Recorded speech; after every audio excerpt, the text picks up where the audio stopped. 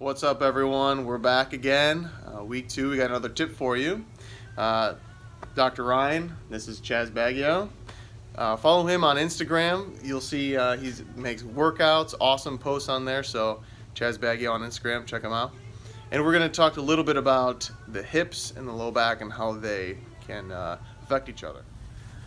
All right, so talking about the hips and the low back and how they relate to each other. So one thing that can happen when you sit for too long throughout the day, your iliopsoas, the muscle kind of in the front of the hip, starts in the lumbar spine and comes down into the front of the hip here. That muscle will shorten and it'll tighten a lot of the hip up, okay? And when you don't move in the hip, then your back starts to compensate for all that motion. So instead of motion that should be happening in the hip, it happens in the low back, and that puts you at risk for certain injuries, okay? So Chaz here, he's going to show us a little bit of what you can do to stretch the front of the hip, especially the iliopsoas there, all right? So Chaz, go ahead and start doing the exercise, and I'll explain as we go, all right?